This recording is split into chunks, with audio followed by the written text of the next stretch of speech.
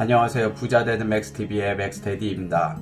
오늘 같이 이야기 나눠볼 주제는 어떻게 하면 경제기사를 쉽게 읽을 수 있을까 라는 거에 대한 내용입니다. 보통 뉴스를 보실 때 가십거리가 될 만한 정치라든가 사건 사고라든가 연예인 이야기라든가 스포츠 이야기 같은 거를 주로 보시죠. 투자로 돈도 벌고 싶고 그래서 재테크 공부도 책이나 강의 등을 통해서 많이 하시면서도 막상 뉴스를 볼 때는 경제 관련된 기사들에는 선뜻 손이 가지 않는 게 많은 사람들의 공통적인 마음일 겁니다. 우선 금리다, 환율이다, 이런 시장 지표들 관련 기사들을 읽다 보면은 처음엔 좀 이해가 되는 듯 싶다가도 뒤로 갈수록 무슨 얘기하는지 전혀 모르겠는 경우가 많기 때문이죠. 그리고 한글로 써져 있는 것이니 넌 글자요, 넌 공백이구나 하면서 경제기사 자체는 문맥상으로 대충 이해가 되기는 하는데 이게 나의 경제 이해 그리고 나의 투자와 재테크에 어떤 연관이 있는지 도움이 되는지 전혀 감이 잡히지 않는 경우도 많으실 겁니다.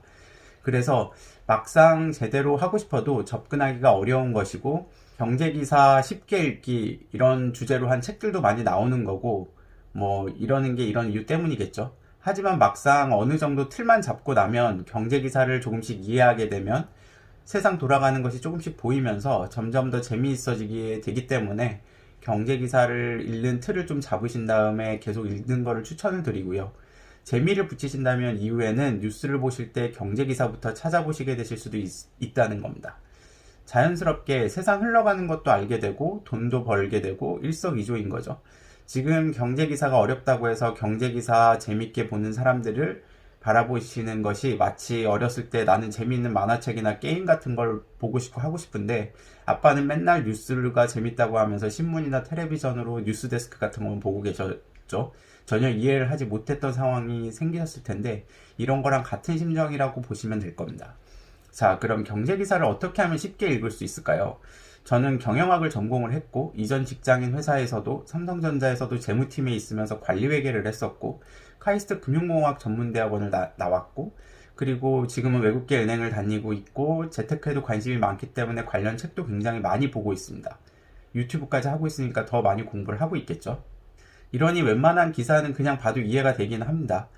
제 자랑을 하려고 하는 건 아니고 어떤 분들은 저만큼 이해를 하실 바탕이 있으실 분들도 계실 것이고 어떤 분들은 조금 이해하는 정도인 분들도 계실 것이고 하지만 많은 분들이 경영이나 경제 관련된 수업들을 아직 한 번도 들어보지 못하신 분들이 있을 거라고 생각을 하고 그러한 분들이 특히나 재테크 등에 관심이 있게 되시면서 경제기사를 읽을 때 좀 유용하게 쓰일 수 있는 방식이지 않을까 싶어서 소개를 좀 시켜드리고자 하는 거고 그래서 이 영상을 준비하게 된 겁니다. 너무 겁먹지 말고 그냥 쉽게 들으면서 틀을 잡아 나가시는데 좀 도움이 될 거기 때문에 그냥 편안하게 들어주시면 될 것 같습니다. 맨날 주식이 뭐가 올랐네, 부동산이 어디가 올랐네 하면서 남들 부러워하고 또 어디 세금이 많이 올랐네, 그러다 보니까 내 세금이었네 하면서 답답해 하시면서 이런 식으로 표면적으로 드러나 있는 결과론적인 해석만으로 기사를 겉핥기식으로 이해하는 게 아니라 제대로 좀 어떤 흐름 속에서 이러한 기사들이 어떻게 나오고 어떤 결과를 가져오는지를 이해하는 좀 틀을 제공해 드리려고 하는 거고요. 우선 말씀드리고 싶은 거는 경제기사를 보실 때 전체 기사를 다 이해하실 필요는 없다는 겁니다. 처음에는 어느 정도 이해할 능력이 생기실 때까지는 제목을 시작으로 해서 큰 흐름만 보시면 되는 겁니다. 제가 지금부터 알려드릴 이 틀 안에서 말이죠. 경제기사를 제대로 읽으려면 우선 경제가 뭔지 알아야 되겠죠? 경제는 네이버에서 한번 찾아보면 초등 사회개념 사전이라는 곳에 이렇게 나와 있습니다. 재화와 용역을 생산, 분배, 소비하는 활동 및 그와 직접 관련되어 있는 질서와 행위의 총체라고 말이죠. 초등학교 사전에 뭘 이렇게 어렵게 써놨는지 초등학생이 이해를 전혀 못할 것 같은데 왜 이렇게 써놨는지 잘 모르겠네요. 그냥 쉽게 말씀드리면 살아가는데 필요한 물건과 서비스들이 있으시겠죠? 이걸 제공해주는 사람들이 있고 이걸 돈 주고 쓰는 사람들이 있겠죠. 여기에 관련된 모든 활동을 그냥 경제라고 보시면 되는 겁니다. 물건이나 서비스를 제공하는 사람과 그거를 쓰려고 하는 사람 간의 문제가 많이 생겨날 거다 보니까 정부 등에서 규칙이나 질서를 만들어서 어느 정도 조정을 해주는 것까지 포함을 해서요. 대충 경제가 뭔지 이제는 이해가 되시겠죠? 말씀드렸듯이 아주 간단한 겁니다. 이 사회에는 크게 세 부류의 사람이 있다고 보시면 됩니다. 제품이나 서비스를 제공하는 기업, 이걸 돈 주고 쓰는 사람들, 즉 가게, 그리고 조정, 중재해주는 정부. 경제학을 공부하신 분들이라면 귀에 익으신 개념이시겠죠. 처음에 시작할 때 엄청 못이 박히도록 들은 얘기실 거니까요. 이렇게 세 부류의 사람들이 있는데 이들 간에 왔다 갔다 하는 게 있습니다. 바로 물건, 서비스, 그리고 그에 상응하는 돈이죠. 흐름은 반대 방향이 될 거고요. 물건이 넘어가면 그 대가로 돈을 줘야 되니까요. 물건도 받고 돈도 받고 하면 얼마나 좋겠습니까? 하지만 현실은 그렇지가 못하죠. 물건, 서비스 말이 좀 기니까 지금부터 그냥 물건이라고 하겠습니다. 생각해보면 물건은 기업에서 가게로, 돈은 가게에서 기업으로 이러고 끝나는 거 아니야? 라고 생각하실 수 있으실 겁니다. 이게 뭐야? 하고 말이죠. 여기서 조금 더 개념을 보태보겠습니다. 물건이랑 돈이 돌아가야 경제가 돌아갈 거니까요. 기업은 물건을 만들어서, 즉 생산을 해서 가게에다가 팝니다. 가게가 소비를 한다는 거죠. 가게는 무슨 돈이 있어서 물건을 사는 거죠? 기업에서 일을 해서 임금을 받는 겁니다. 노동을 제공하고 그에 대한 대가를 받는 겁니다. 이러한 임금이 기업 입장에서는 물건을 만드는 재료비에 더해서 비용의 일부로 들어가고, 그래서 팔아서 남는 게 기업의 이윤이 되는 겁니다. 이 이윤으로 기업은 투자나 저축을 하는 거죠. 기업은 또 무슨 돈이 있어서 재료비와 인건비를 낼까요? 주식으로 투자하는 사람들의 돈, 그리고 은행에서 빌리는 돈, 이런 걸로 돈을 모아서 처음에 사업을 시작을 하는 겁니다. 가게는 임금을 받아서 물건을 사서 쓰고 남은 돈을 저축이나 투자를 하게 되는 거고요. 저축이나 투자를 한 돈이 기업의 자금으로 흘러 들어가게 되는 구조가 만들어지는 겁니다. 순환을 한다는 거죠. 그럼 또 어느 정도 순환되는 구조가 만들어졌다는 얘기죠. 이게 경제가 크게 흘러가는 기본 구조입니다. 정부는 뭘 할까요? 돈이 안 돼서 제공하지 못하는 물건이나 서비스가 있을 겁니다. 전기, 물, 도로, 뭐 이런 거 말이죠.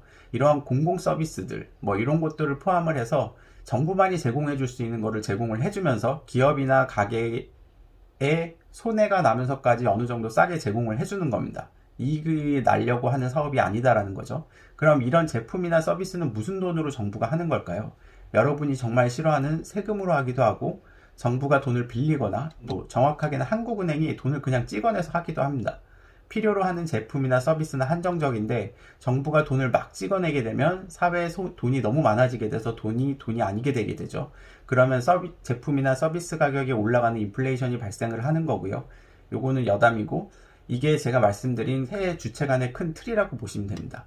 크게는 세계 경제를 이 틀 안에서 넣어서 보셔도 되고, 작게는 이걸 한국에만 적용시켜서 보시고, 그리고 각 국가마다 이러한 틀이 있다라고 보셔서 우리 주변의 중요한 국가들, 미국, 중국, 일본 이런 나라들 정도만 좀 같은 틀에 있다라고 보시면서 이 틀끼리의 교역이 일어난다라고 보시면 전체적으로 이해하는 데 굉장히 도움이 되고, 그게 바로 국제 경제인 겁니다. 이렇게 제품 서비스와 돈이 순환되는 구조인데, 흐름이 경제에 도움이 되는 선순환이 일어날 때가 있고 위태위태한 악순환이 일어나기도 합니다. 기업의 이윤이 많이 남게 되고 가게가 저축이나 투자를 할 돈이 많아지게 되고, 그러면 선순환인 거고요. 반대로 기업이 적자가 나게 되고 가게가 소비에 들어가는 비용이 너무 커서 생활이 빡빡해지면서 수입은 또 없고, 이러면 악순환이 일어나는 겁니다. 이 모든 것의 시작은 가게의 소비로부터 시작된다라고 보시면 됩니다. 이게 가장 중요한 겁니다. 가게가 생활이 빡빡해져서 소비를 못하게 되면 기업 제품이 안 팔릴 거고, 그럼 기업 이익이 줄어들다가 적자를 내게 될 거고, 비용 절감이다 뭐다 하면서 직원들 임금을 낮추거나 사람들을 자르게 되죠. 그럼 가게 수익은 더 줄어들 거고, 그러면서 악순환이 계속 일어나는 거죠. 이러면 안 되니까 정부가 개입을 합니다. 개입의 강함과 약함의 장단이 있기 때문에 경제학에서 맨날 싸우는 주제가 이거고요. 강한 정부가 좋네, 약한 정부가 좋네 이러고 오면서 싸우고 있는 게 경제학이고요. 그래서 많은 주장들이 이렇게 저렇게 다양하게 나오는 겁니다. 소비로부터 시작이 되니까 정부가 소비에 쓰라고 돈을 줍니다. 그냥 주기는 좀 못하니까는 그러면 무언가를 한 대가로 주는 거겠죠. 그게 바로 가게에게 일을 시켜서 돈을 주게 만드는 정부 공공사업이 되는 겁니다. 도로를 만들고 하면서 사람들을 고용을 하는 거죠. 그럼 사람들은 대가로 돈을 받고 그 돈으로 또 소비를 일으키겠죠. 그렇다면 정부는 무슨 돈으로 이런 사업을 하는 걸까요? 앞에서 내용을 제대로 들으셨다면 돈을 빌리거나 찍어내거나 세금을 더 많이 걷어서 진행을 하겠죠. 하지만 가게와 기업이 저축을 못하니까 빌릴 곳이 없습니다. 가게와 기업이 저축을 해야 저축한 돈으로 누군가가 빌려서 쓰는데 그런 돈이 없다는 거죠. 그러면은 결국 정부의 선택은 찍어내는 것밖에 없습니다. 세금으로 하자니 누구한테 얼마만큼 받아서 누구한테 주는가, 그거에 대한 논란이 굉장히 많죠. 분배에 대한 논란인 겁니다. 여기서 또 경제학의 또 하나의 숙제, 성장 위주의 정책이 좋은가 분배 위주의 정책이 좋은가에 대한 또 하나의 갈등 지점이 나옵니다. 여기서도 많은 이론들이 나오게 되고요. 이러한 갈등 포인트들이 경제학 발전의 주라고 보시면 되는 거고, 복잡하고 좀 긴 얘기라서 이건 제가 나중에 경제사 관련된 영상을 앞으로 좀 만들어 올려드릴 거라고 했으니까 그거를 참고해 주시면 될 것 같고요. 자, 이제 경제 돌아가는 흐름 전체를 간략화시켜서 보여드렸습니다.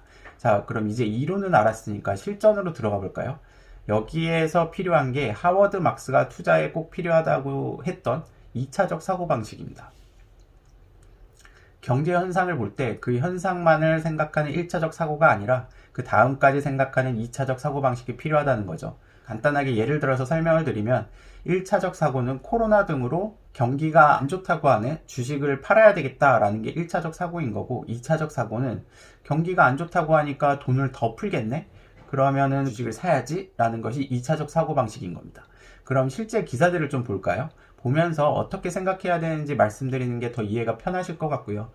그리고 기사를 보면서 재테크나 투자자 측면에서 어떻게 바라봐야 하는지도 2차적 사고방식을 통해서 말씀드리고자 합니다.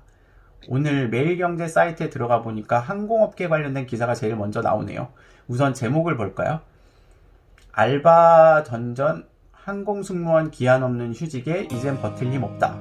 제목만 보셔도 이해가 충분히 되시죠? 어려운 기사는 아닙니다. 항공사에서 일하는 사람들이 힘들다라는 기사일 거고, 전문 용어도 그렇게 많지 않을 거라고 예상은 되죠. 쉽게 이런 기사들부터 천천히 들여다보는 게 좋을 것 같습니다.